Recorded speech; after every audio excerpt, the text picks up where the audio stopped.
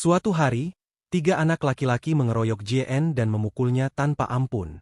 Mereka terus mengolok-oloknya tanpa menunjukkan belas kasihan.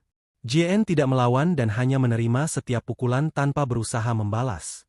Setelah beberapa saat, ia memutuskan untuk pergi. Namun, sebelum ia melangkah pergi, salah satu dari mereka menghina ibunya dengan berkata agar JN kembali kepada ibunya dan membiarkan dirinya dirawat olehnya, sambil meremehkan ibunya. Mendengar hinaan tersebut, amarah JN membuncah. Tanpa ragu, ia menerjang anak laki-laki itu dan menendangnya hingga giginya tanggal. Setelah itu, ia berbalik kepada 2 anak lainnya dan dengan mudah mengalahkan mereka. JN mengangkat tangannya, bersiap untuk melanjutkan pukulan, tetapi ibunya tiba-tiba datang dan segera menghentikannya. Ibunya menegaskan bahwa kekuatan bukanlah untuk menyerang orang lain, melainkan untuk melindungi yang lemah. JN berusaha menjelaskan bahwa mereka yang lebih dulu menyerangnya, dan ia hanya berusaha membela diri. Namun, ibunya tetap tidak menyetujui tindakannya dan memintanya untuk segera pulang. Setibanya di rumah, ibunya kembali menasihatinya. Ia menjelaskan bahwa kekuatan itu ibarat pedang bermata dua yang dapat membawa seseorang menuju kebaikan atau justru menghancurkannya. Sejak lahir, JN telah dibawa ke tempat terpencil ini untuk belajar menggunakan kekuatan dengan bijaksana. Jika amarah terus mengendalikan diri, maka kekuatan yang dimiliki hanya akan digunakan untuk menyerang, bukan melindungi. Dalam pertarungan yang terjadi, JN dianggap telah mengalami kekalahan. Meskipun secara fisik ia mampu mengalahkan lawan-lawannya, tetapi ia tidak mampu mengendalikan emosinya sendiri. Jika hal itu terus terjadi, maka semua latihan yang telah dilakukan akan menjadi sia-sia. Setelah itu, ibunya mengajaknya berlatih di luar rumah. JN merasa bersemangat dan segera mengikuti arahan ibunya. Dalam latihan tersebut, ibunya mengajarkan bahwa sebelum mengendalikan kekuatan, seseorang harus terlebih dahulu menguasai emosinya dalam setiap pertempuran.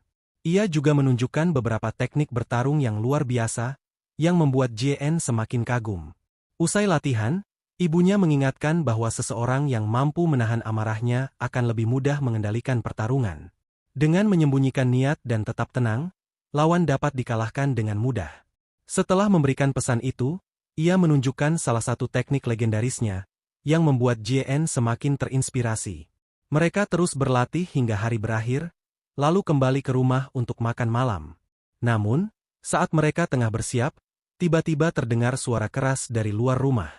Seorang pria, ayah dari salah satu anak yang dipukul JN, berdiri di sana dan berteriak penuh amarah.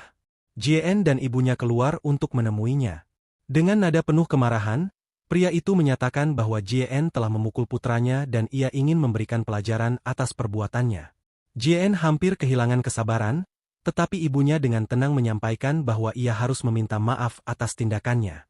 Mendengar hal itu, JN merasa terkejut dan menolak, dengan alasan bahwa kesalahan sebenarnya terletak pada orang tua anak tersebut yang tidak mendidiknya dengan baik. Amarah pria itu semakin memuncak. Ia mengambil sebuah botol, memecahkannya, dan bersiap untuk menyerang. JN yang terbakar emosi langsung maju, tetapi sebelum ia bisa bertindak, ibunya lebih dulu bertindak. Dengan satu pukulan tepat, pria itu tersungkur ke tanah. Setelah itu, ibunya meminta pria tersebut untuk membawa anaknya pulang dan mendidiknya dengan lebih baik. JN yang masih dikuasai emosi segera ditenangkan oleh ibunya. Ia kemudian menjelaskan bahwa dirinya tidak sekadar menyerang, tetapi hanya memanfaatkan serangan lawan untuk melawannya sendiri.